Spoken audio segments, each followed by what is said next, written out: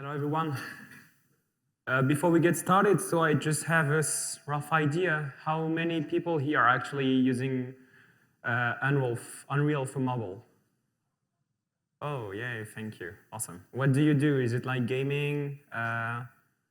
Okay, gaming mostly. Okay, cool. Android, iOS, both? Both, cool. What do you think? Is it terrible or is it okay? Yeah.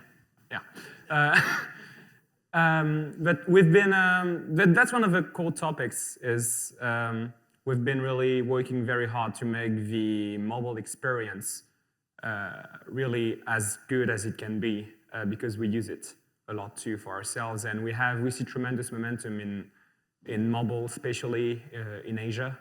And a lot of AAA games are really starting to focus on Unreal. So I'm very happy about it. And with this said, welcome to this session. My name is Axel. I work at Epic Games Japan, helping licenses debug, optimize, and ship their Unreal Engine titles.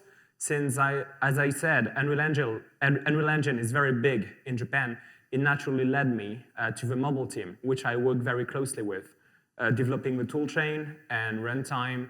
I mainly do iOS and tvOS stuff. In this session, we will do a full overview of the recent changes and enhancements of a mobile renderer with a focus on modern GPU designs. This is definitely going to be Nerdfest, so I have used some of the Fortnite money to go and buy Monster and Red Bull drinks. So in case you start to feel sleepy, please get them. I really don't want to go back to Japan with 10 energy drinks on my back. So please come get them. With this said, here is today's agenda. First, we will be talking about the mobile rendering differences between UE4 and UE5, along with the new rendering features and enhancements in UE 5.0 and 5.1. Then, we will go in depth about the mobile deferred shading mode, which is brand new, and finish with the elephant in the room, Nanite and Lumen on mobile. You can think of the mobile renderer in UE5 as an evolution of the one in UE4. The big changes are the forward shading and deferred shading. We now call the forward shading Forward Plus, as it encompasses a lot of rework and new features. And the then experimental deferred shading is now production ready in UE 5.1. We still only support one single shaded shadow directional light, but shadow map cascade count can be adjusted by scalability. We can use multiple point lights and spotlights, and while in UE4, each object receives image-based lighting from a single reflection capture, UE5 has per pixel reflection capture selection for image-based lighting. UE4 mobile only had the default shading model, where we now have really I would not say a ton of them, but we have more shading models. And we've added support for, I'm very excited about this, AMD FSR upsampling, support for generation, TIA, FXA, etc. So indeed, even though we consider the mobile renderer an evolution of the one in UE4, it's a really big one. Comparing to the desktop renderer, some UE5 features will work on mobile, but with limitations. For example, we do not have volumetric clouds, and a skydome static mesh is required as a fallback instead of having a sky atmosphere. Runtime virtual texturing does work and gives a real performance improvement, but real-time texture compression is too slow in real time on mobile hardware.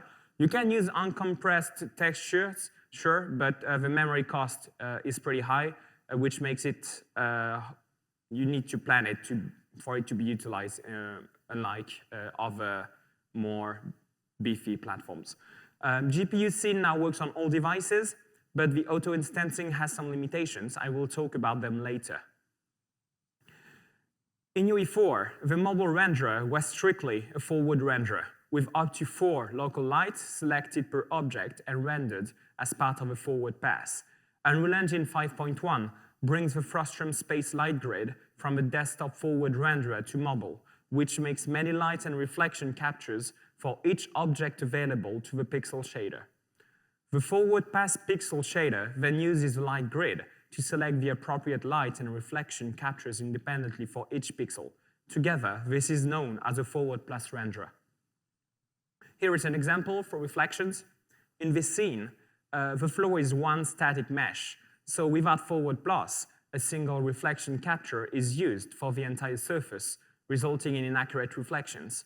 On the other hand, Forward Plus chooses the best reflection capture per pixel, and as you can see, the result is dramatically better, with more natural reflections on the whole scene.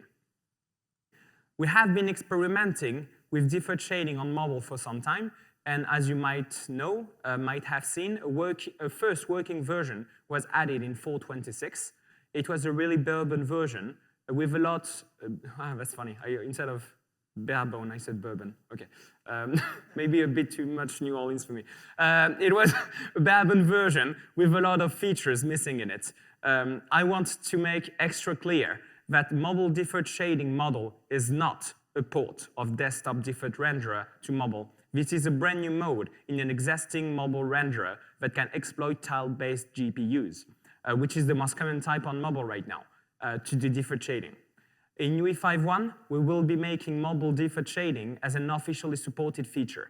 It will support all mobile platforms, which include iOS, tvOS, Android for both Vulkan and Android GL, and also other console platforms using the mobile renderer, like the Nintendo Switch.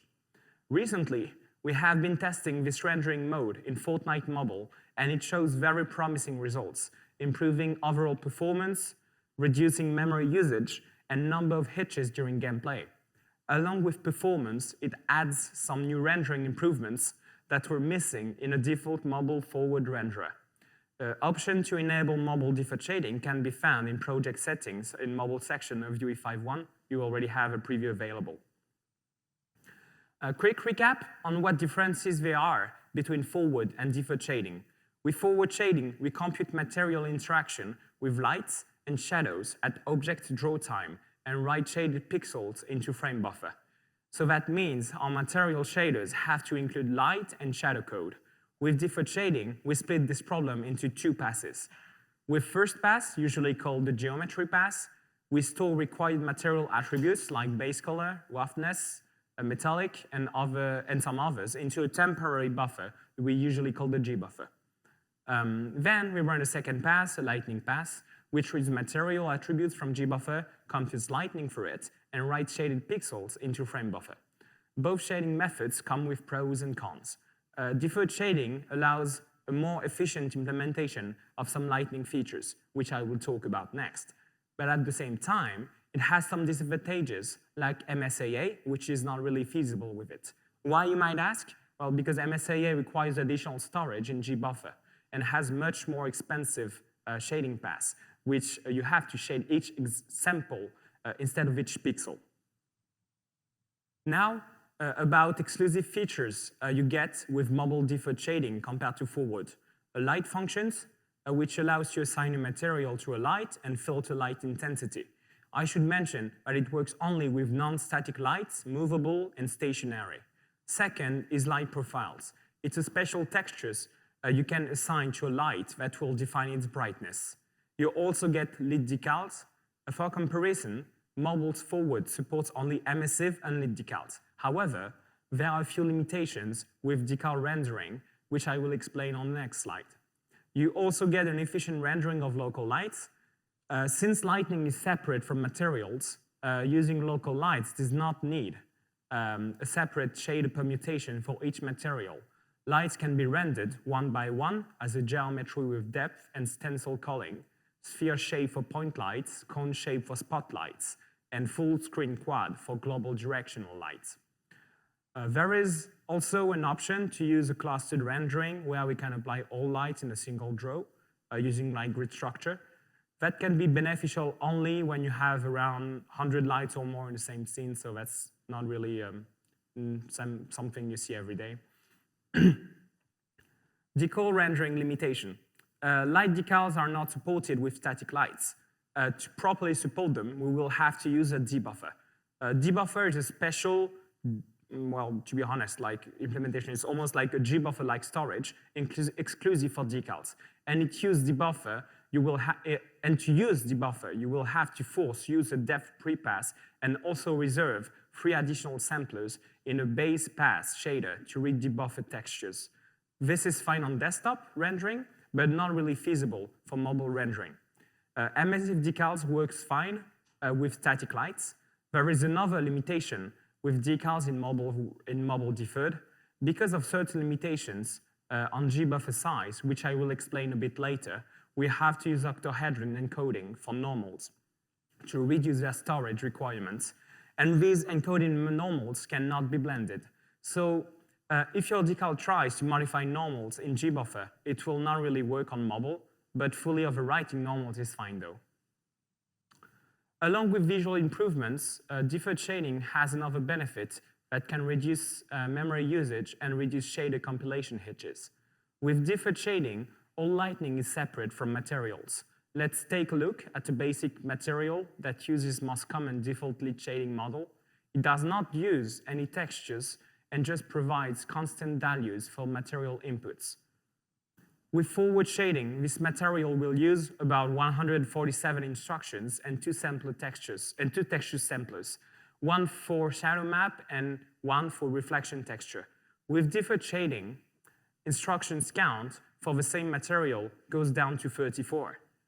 These instructions are spent on encoding material attributes into GBuffer.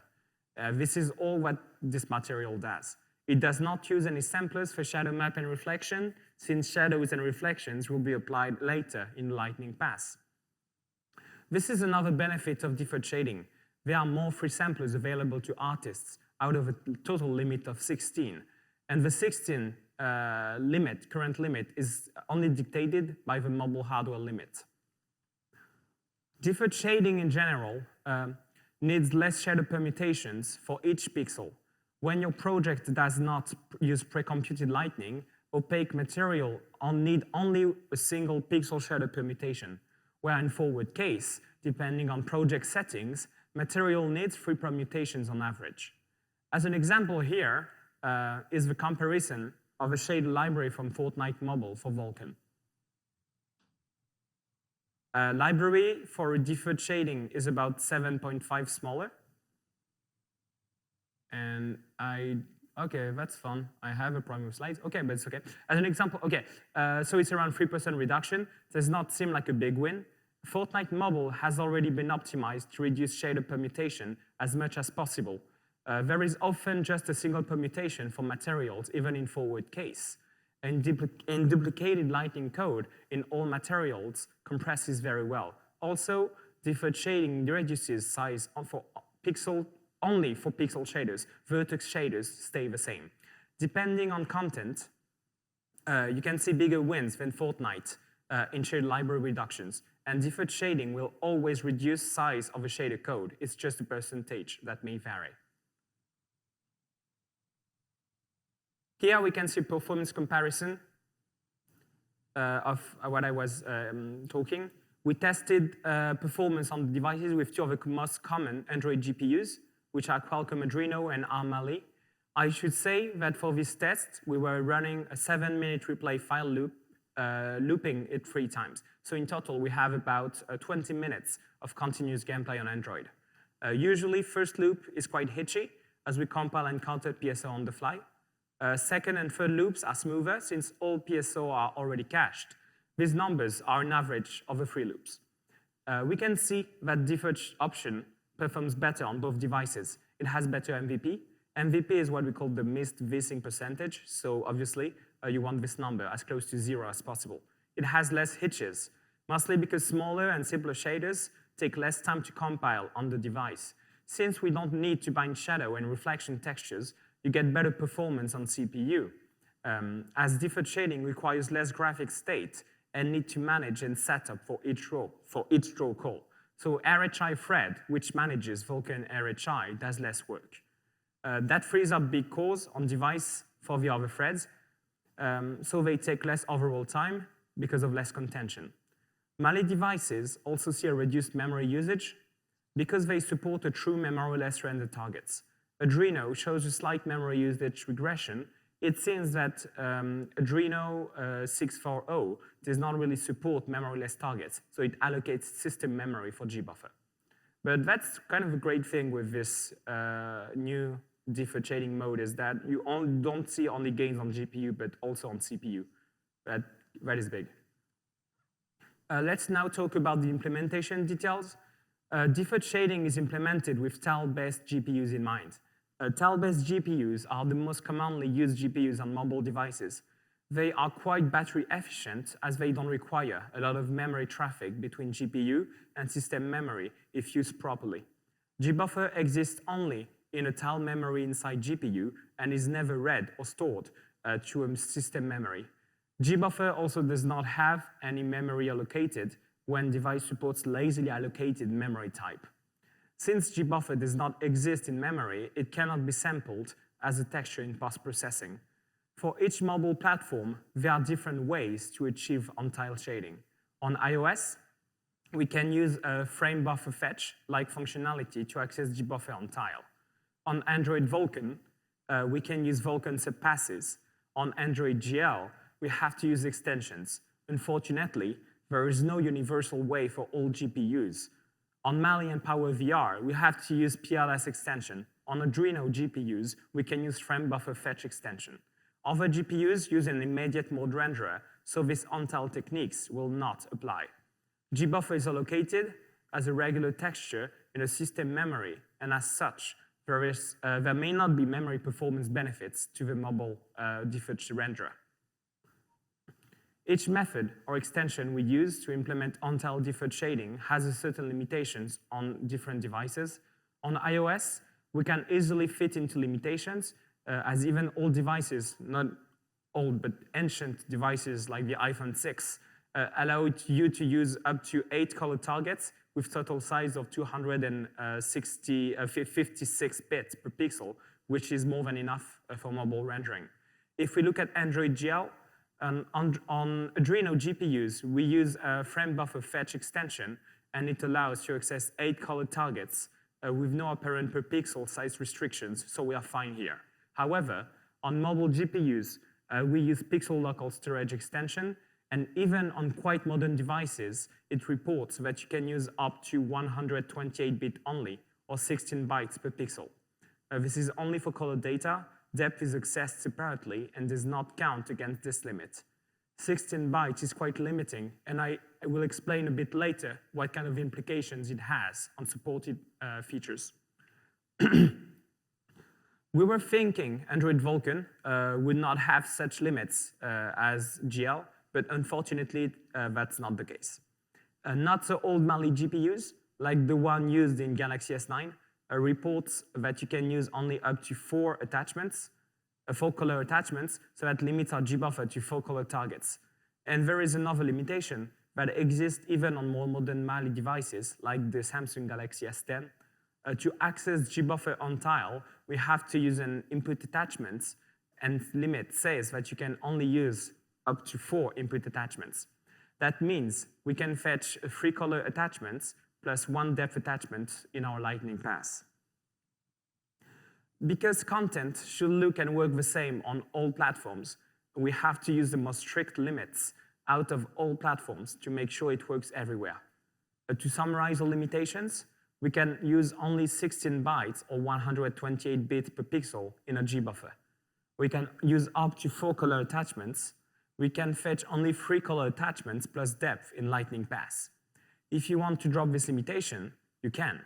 For example, if you don't plan on supporting older Android devices, or something we see more and more is, for example, you ship on a service like Apple Arcade, so you don't.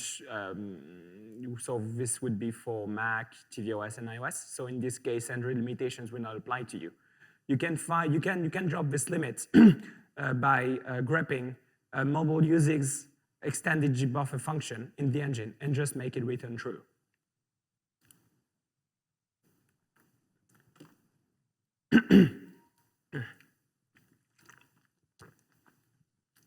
Sorry. What kind of implications these limitations have? When your project uses pre-computed Lightning, this is the GBuffer layout we have to use to fit into all limits. So remember, 4 color targets, 16 bytes in total. We have to use encoding normals, save 10 bits for indirect irradiance. And as I said before, this makes blended decals not to work correctly. Overwriting normals is fine, so opaque decals will work correctly here. With shading models, need to For some shading models, need to store additional data into the GBuffer. For example, subsurface shading model needs to store RGB subsurface color and one additional scalar for opacity for additional bytes. There's just no space for it with current limitations. This means shading models that require additional data are not supported by mobile deferred shading if your project uses pre-computed lighting. If you need to support these shading models, you will have to drop support for devices with 128-bit limitation, or you will have to use forward shading instead. When project does not use pre-computed lighting, we have more free space in our GBuffer. Here, we can use some context knowledge about each shading model to feed their custom data into GBuffer. For example, for subsurface shading model, we know that metallic attributes is not used. Currently, there are only 11 shading models, so 4 bits will be enough to encode shading model ID. We can reduce quality for a blue channel in subsurface color, since its contribution to a color is less important. We pack shading model ID and a blue channel into 10 bits and store it where interact gradient was. Rest of two color channels in GBuffer B and C. And we store opacity where the metallic value was. Still, we have to use encoded normals, so no correct blending decals with normals. Also, there is no space for material and blend occlusion values. When material uses a shading model with custom data, we cannot support ambient occlusion. But just so you know, default shading model still supports AO. In similar fashion, we encode all. Thank you. If other guys want energy, please go get them. In similar fashion, we encode all supported shading models into 128 bits. So when your project has pre-computed lighting disabled, deferred shading will work with all supported shading models with certain limitations, like missing ambient occlusion, as I said. In UE 5.1, we support default lit, clear coat, subsurface, pre-integrated skin, subsurface profile, two-sided foliage, which I really like, it's really beautiful. Cloves, hair, eye, single layer water, and a per pixel shading model that comes from material expressions.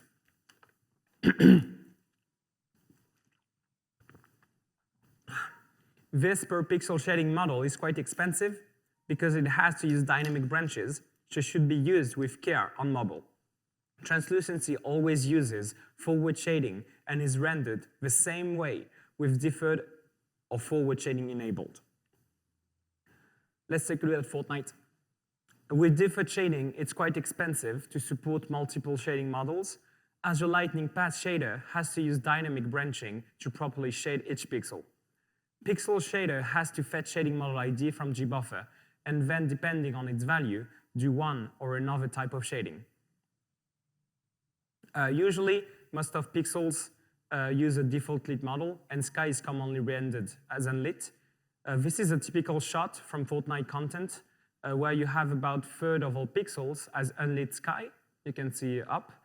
Most of the pixels uses default lit shading, and only 2 cars use a clear coat shading model. We recommend to use expensive shading only for pixels that need it. On mobile, we use Stencil to mark certain shading models. We reserve 2 bits in a Stencil buffer for it when we render material in a base pass. We write 0 to Stencil for unlit pixels, we write 1 for default lit pixels, and 2 for all other shading models. In a lightning pass, we render each light twice. At first, we use a simple and fast shader that can shade only default lit pixels. It does not need to fetch shading model ID from GBuffer and does not use any dynamic branching. Also, unlit pixels do not need any shading, so they are not processed by a lightning shader. We can see on the left picture that pixels in green are passing the stencil test and get shaded. In the second pass, we use a general shader that can shade any shading model. We set stencil test to 2 and run it on the other pixel that use shading model that is not unlit or default lit. We can use on the right, you can see on the right picture that only the 2 cars pass the stencil test. and most of the pixels are skipped. There is more improvements we can do for mobile deferred shading. For example, we can render each light only once, and we detect that there are currently no visible objects that use non-default shading model. Also, we can give access to GBuffer for translucent materials. Translucent shaders can fetch GBuffer the same way as lighting shader does, but you can fetch only current pixel GBuffer and cannot sample any other pixels. So screen space reflections will be a nice feature for mobile deferred shading. Problem is that we will have to store some of GBuffer targets into a system memory where reflection shaders can sample them. This will increase memory traffic between GPU and system memory and could be expensive. So, the big question, which rendering mode is best for your current or next project? Forward is still the best for platform using traditional GPU architecture, so non-tile-based GPUs. And some of them still have big market share, like the Nintendo Switch. It's also best if your game uses pre-computed lighting and shadowing, and Forward Plus is beneficial if you have local lights or many reflection captures. On the other hand, the new Deferred mode is designed to take advantage of tile mobile GPUs. It's great if your game uses dynamic lighting, and we generally see performance benefits and memory saving across the board. On top of this, it supports some extra lighting features your game may want to use. To make it short, you should definitely give the new mobile Deferred a go with your content for iOS and Android, if you're not using pre-computed lighting or shadowing. Let's switch subject now and talk a bit about auto-instancing, also known as batching, where the engine groups multiple objects and renders them in a single draw call. Technically, it's been supported on mobile since UE 4.25 as part of GPU scene. Because of certain limitations on mobile devices, it was using a less optimal path, and performance was not that great in a general case. We have improved auto-instancing in UE 5, and especially on mobile, it now performs much better than it did in UE 4. Now, auto-instancing also supports GPU per instance calling, so foliage rendering is more efficient as it does not try to render instances that are outside camera frustum. Mobile supports batching of static meshes, instance static meshes, and hierarchical instance static meshes. Still, it's not a clear win in all cases. There are certain limitations specific on mobile platforms, which I will cover on the next slide. Auto-instancing still requires use of GPU scene, which adds a certain overhead on both CPU and GPU. It also increases memory usage. So I will advise testing auto-instancing in your project and enabling it for mobile only if you see a clear win from using it. There are certain conditions that are needed to batch 2 or more objects into a single instance draw call. Objects must use the same material instance, objects must use the same mesh, and they have to use the same lighting resources, like same light map and shadow map, same reflection capture, and indirect lighting sampled. This is hard to guarantee, so projects using static lighting shadowing might not see as many benefits with auto-instancing. There are also mobile-specific conditions that are caused by certain limitations of mobile devices.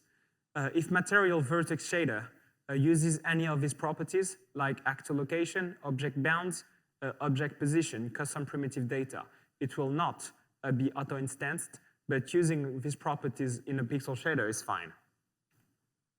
About FSR, you can use the command rscreen percentage to render a 3D scene at a lower resolution and then upscale it using simple blurry bilinear filtering. Unreal Engine 5.1 adds mobile FSR plugin AMD's Fidelity FX Super Resolution, which is called FSR, a spatial upscaler. It has 2 passes, ESAU, which is the Edge Adaptive Spatial Upsampling, and then CAS, the Contrast Adaptive Sharpening pass. We use a mobile-specific version and have precision math to increase performance. Here is the cost on a Pixel 4, which is an Adreno 640 GPU at 720p. ESAU pass is 1 millisecond, and the CS pass is 1.5 milliseconds on GPU. Using FSR allows you to save several milliseconds of GPU time by reducing the render resolution and then upscaling with similar quality to 100 screen percentage. And now, here's an example for Fortnite. Before you scream in terror, please remember it has to be looked at on a 4-inch screen, not a big resolution like this. It's not as terrible on a small screen. Here you can see results on a Fortnite frame. We get back 5 milliseconds on the GPU for very similar similar results at 100% resolution when using ESAU and CS at 77% resolution. I personally find it very hard to spot the difference between the shot on the left and the one on the right. We have made improvements to the plugin editor for mobile too. Different rendering settings from different platforms can now be previewed. For example, you can enable distance fill shadows for some platforms, but not others, and have these settings previewed correctly. Each preview platform has its own DDC, and now, so changing preview platform will be much faster. No compiling shader all the time.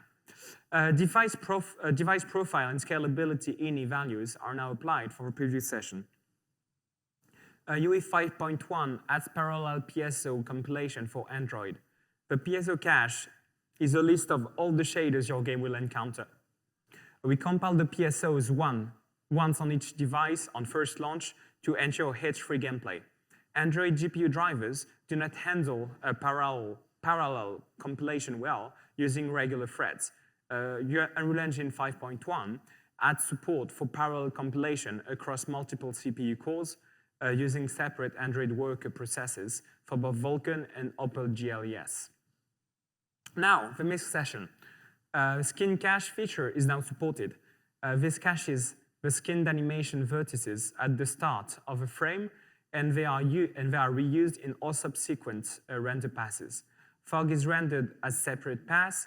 It saves 0.5 ms on the RHI thread. Also saves memory and package size by removing duplicate fog code from all material shaders.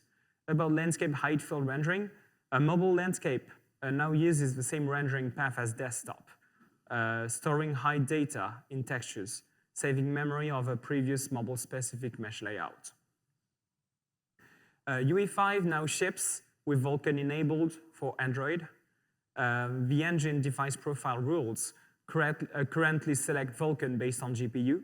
So Adreno 600 series or 700 series running Android 10 or later, a Mali G72, Android 9 or later, or most Mali G7 series, Eclipse 980, and some Power VR GPUs. Fortnite Android uses more restrictive rules. If you make a AAA game, you will need to thoroughly test your levels and contents to ensure there are no driver compatibility issues and adjust the Vulkan selection rules accordingly.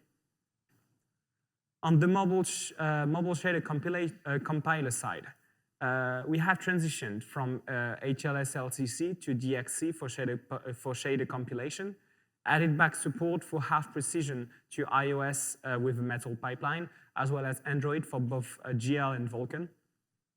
Use of both real and emulated uniform buffers is supported. DXC generates Vulkan shader code that is triggering some bugs on early Adreno drivers. We have worked very hard to have actually very smooth and working workarounds for this, and we've performed extensive testing to ensure this transition is smooth. Also, Metal 2.4 is now the default in Unreal Engine 5.1, and 3.0 is available for iOS, tvOS, and Mac shader compiler. So now, about the future. Unfortunately, current mobile devices do not have the hardware features and the required performance for these advanced UE5 features such as Lumen and Nanite. For now, fallbacks must be used. Nanite rendering is not supported. It requires 64-bit atomic instructions to generate its visibility buffer. No current mobile GPU has support for such a feature, but we are very hopeful about future mobile GPUs. For now, Nanite fallback meshes will be rendered instead. And since we'll still need manual LODs and HLOD setup to control draw calls, counts, and polygons.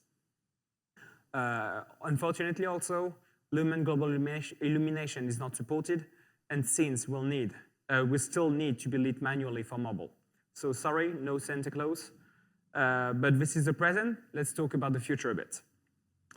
As you know, slowly but surely, mobile hardware that supports standards-based ray tracing is becoming available, which we could use to support Lumen's ray tracing-based pipeline. Eclipse GPU in Exynos variants of Galaxy S22 already on the market, and upcoming Android GPU parts from other vendors, such as the ARM Immortalis. We are currently investigating running the Lumen ray tracing pipeline on Android hardware under Vulkan. We do not expect it to run well on current devices, but GPUs continue to advance at a very rapid rate. We expect to have some experimental support for mobile ray tracing hardware in an upcoming release. And please, don't download this video when it gets uploaded to YouTube if we don't make it for 5.2. It's very hard, you know. We stand assured that we are on it, and we are having best-in-class graphics programming, best-in-class graphics and rendering programmer on it. And the pipeline on mobile is a top priority for Epic, really it is. We are also on for Unreal Engine 5.2. There are also other stuff we're working on. The mobile preview improvements include faster switching, aiming toward multiple viewports with different preview platforms simultaneously. Also, we are working on mobile iteration with improvements for launch on device and other editor workflows. We are also working on tools to support workflows such as deploying content to device for debugging using AGDE for Android and having better integration with Xcode. For example, you can do Frankenstein stuff such as mixing local changes in code with a pre-packaged build from, for example, your Jenkins or TeamCity build machine. We are also working very hard to have an improved Xcode developer experience and doing things more the Apple way on iOS. With this said, thank you very much. Here is a pic of my cat as a token of my appreciation. Considering the topic, for long, beefy questions, I'd love you to send us an email to Jack, who is the last boss at in the mobile team, and me, and we will make sure to give you the best answer we can. But for smaller questions, I'm all ears for all the time we have available. Thank you.